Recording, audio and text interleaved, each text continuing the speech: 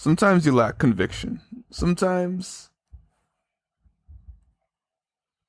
you run out of steam for good reason. Because there's one ingredient missing. There's something missing in your recipe why it's not tasting the way it should.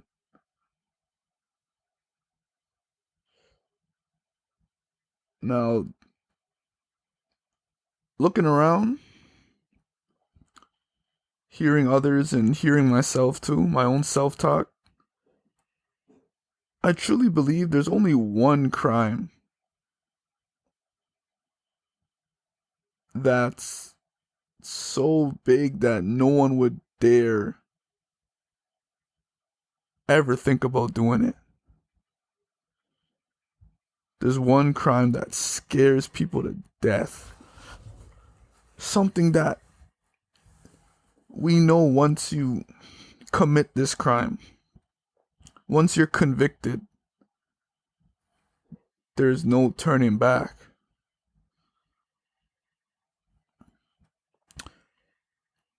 Like when David left the forest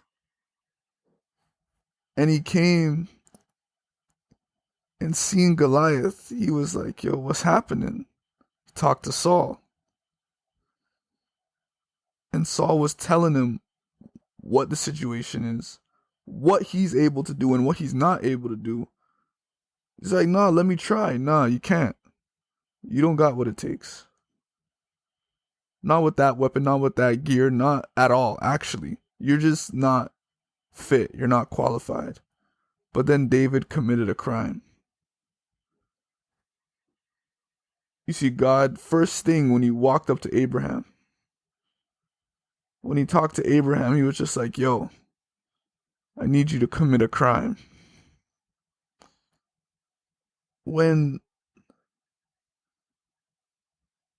after Jesus died, the disciples realized what they were missing, what they were afraid to do, the crime they were afraid to commit for God. Like, a lot of times when you're watching your favorite show, the show doesn't start until the main character commits this crime.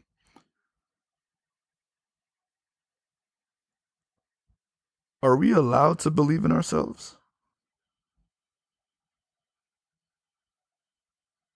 Are we allowed to think that our word is superior to everyone's word around us, that we could actually just listen to ourselves, that God gave us a vision, God gave us a passion, God instilled in us purpose, so we must move forward. But we have to believe in ourselves first. And nah, man, I was never taught that. And I never will do that. Because it's not allowed, right? It's a crime. Has to be a crime. When David believed in himself, without context, he had to go on the run for a long time. He had his own blood trying to kill him. God already warned Abraham, like, don't worry if anyone you care about curses you or believes you're just this heinous figure. Because I'm the final judge. Like, I'll be the one who calls it, who deems whether your life is good or bad, right or wrong. Like, the disciples, they acted like they didn't know. Like they didn't know the vision, like they didn't know the way, like they're not spiritual leaders meant to guide people on earth. They turned away from their calling. And they stayed right with the world. But at what cost? Because once he left and they committed the crime, they too were put in jail. when they started to believe in themselves, when they started to actually act right.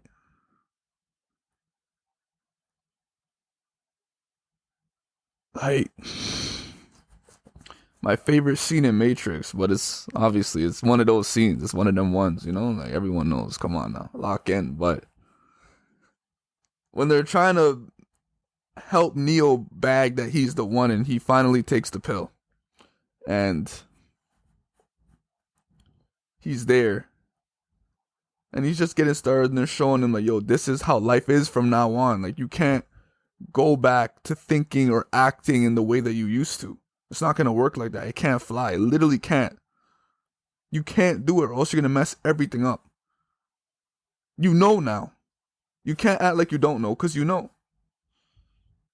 So they put him through a simulation. Goes on Earth, like it looks like a regular city, people walking around. And he's chilling, he's walking, he's focused though. They gave him a goal, he's focused. He has to do something. And a girl in a red dress walks by. And he loses focus. Everything stops once you lose focus, man. He loses focus for 1 second. And that lady in a red dress turns into an agent. And agents are sent to kill you. The people who know. The people who believe in themselves, who commit that crime.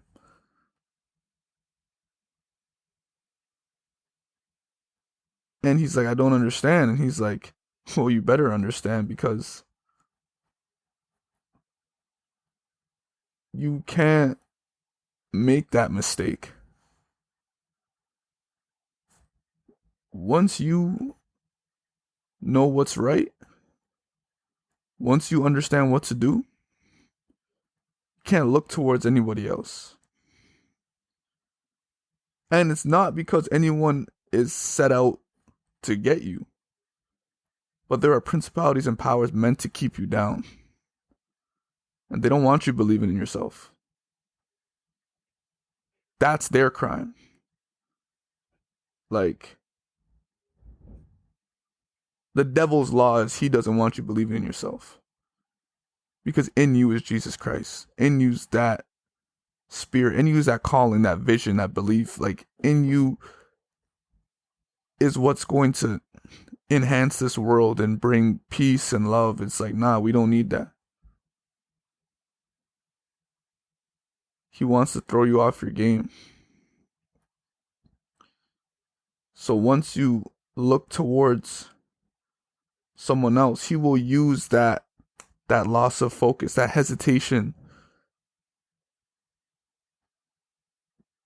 to bring you right back down.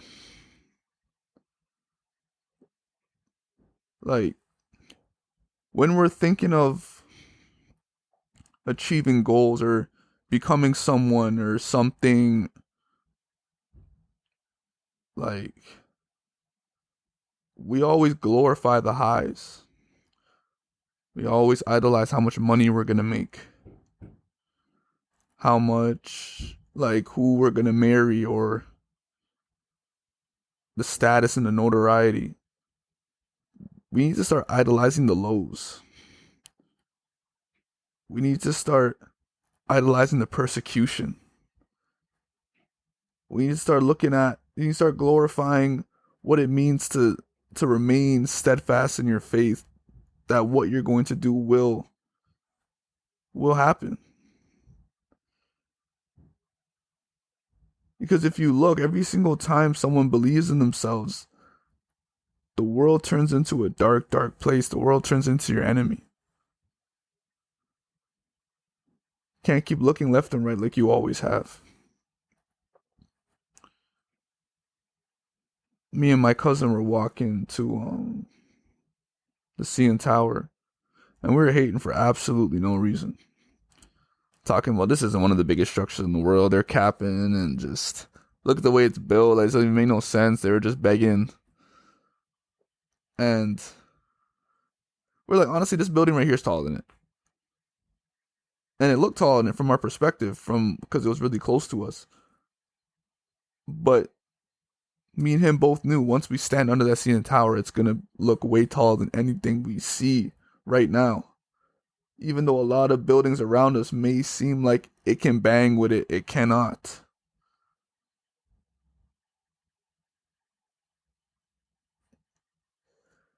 There's not a lot of time to make the right decision in life and onto what to chase and what to become.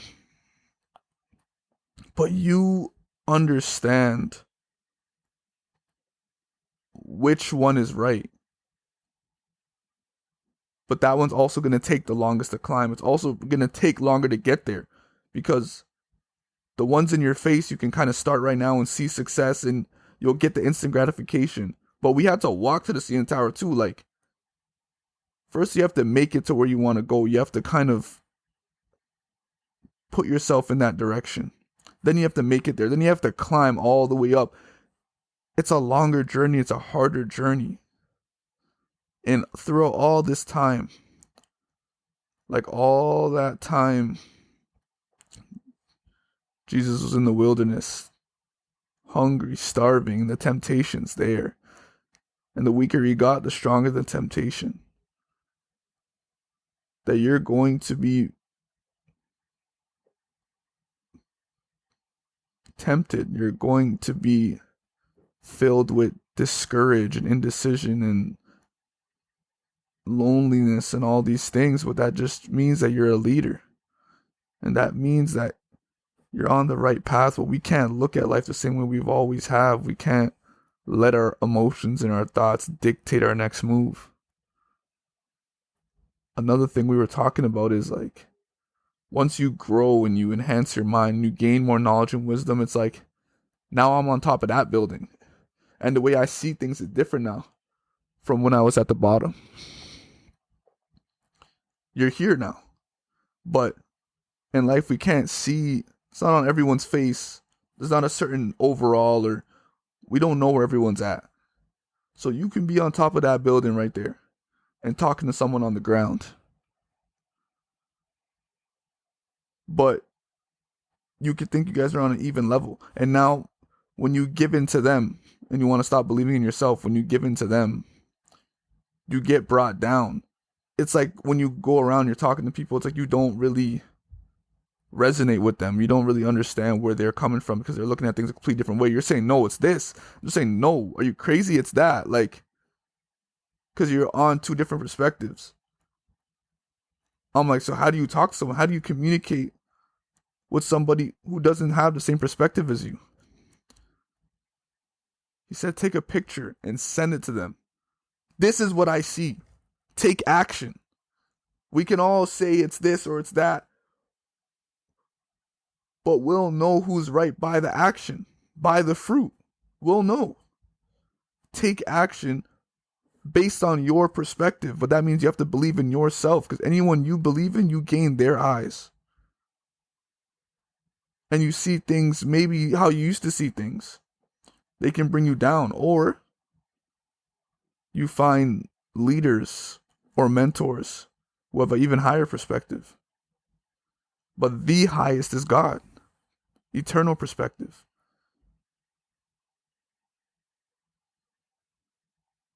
Thinking about treasures in heaven, thinking about eternal life, thinking about things that matter that to this world don't mean nothing. Because it doesn't matter if you don't believe in yourself, you're not going to act. And your flesh will keep guiding you down the wrong path. Your carnal desires will always be there, pulling you down. Because your flesh isn't going to heaven. It doesn't care about eternal life. It's not getting that. So what does it matter? It's going to keep dragging you to hell. Because your flesh isn't going to heaven. You are.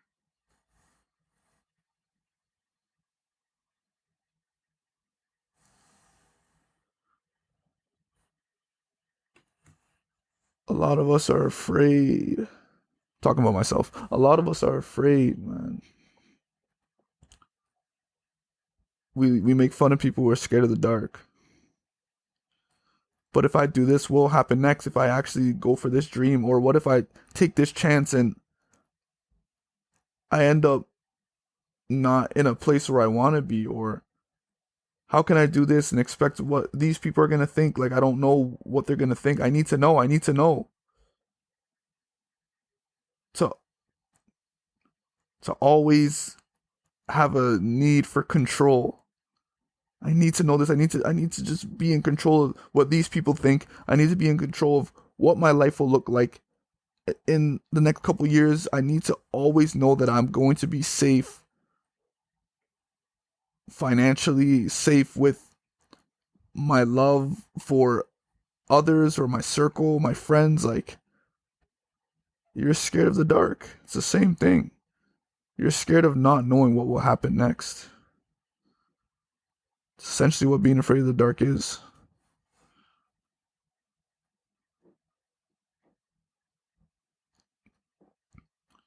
None of the greats knew how long their persecution would last.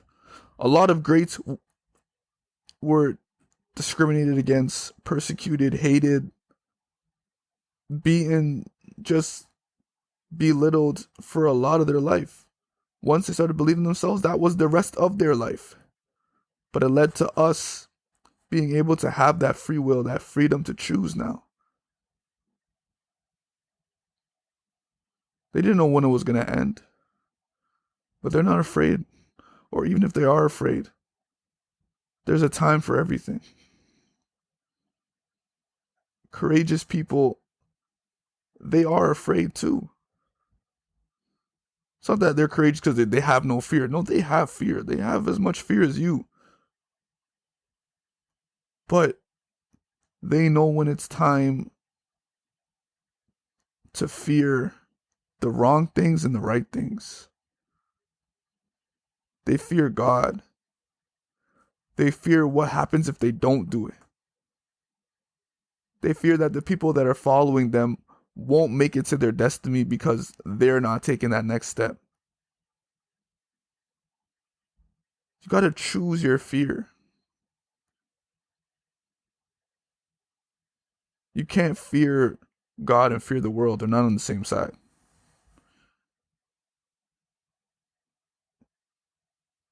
Like, if you give in to people who are setting out to bring you down, then you're letting down the people who believe in you, the people who love you,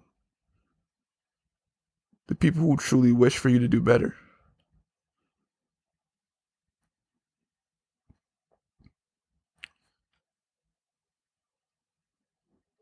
There's a time and place for everything.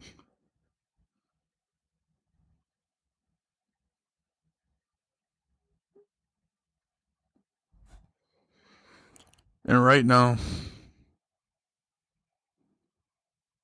it's our time to face our Goliath. Every David needs a Goliath. If you say you're a leader, you'll have to face this too. If you want something more for your life, you have to face this. Something you can't escape. Our Goliath isn't some 11-foot beast man who's going to come and just slap us in our head. That's not our Goliath.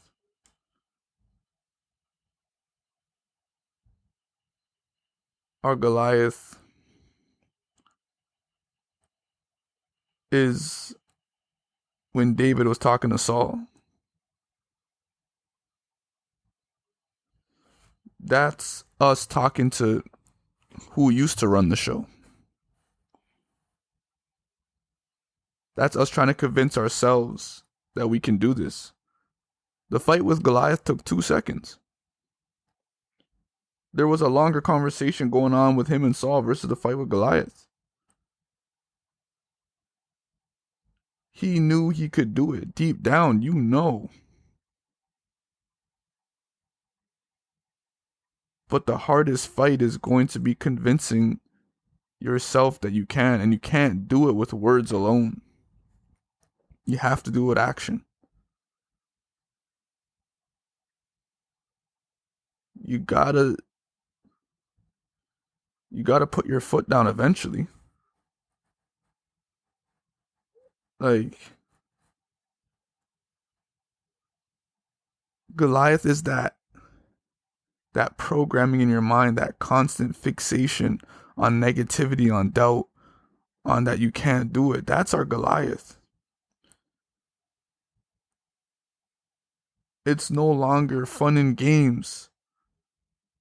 It was easy when our thoughts aligned with who we thought we were in our little egotistical playground, whatever we were doing.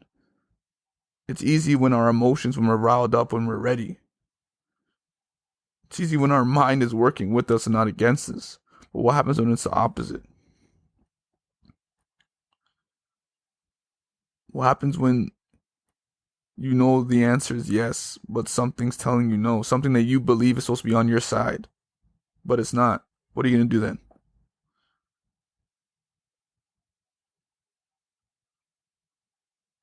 Our Goliath is convincing ourselves that we're the one. You don't need nobody else on earth to tell you that.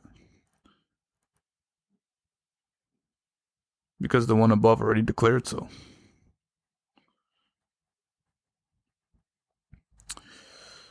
It's all in the consistency, man. Day by day.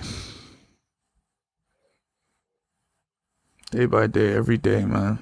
That's love.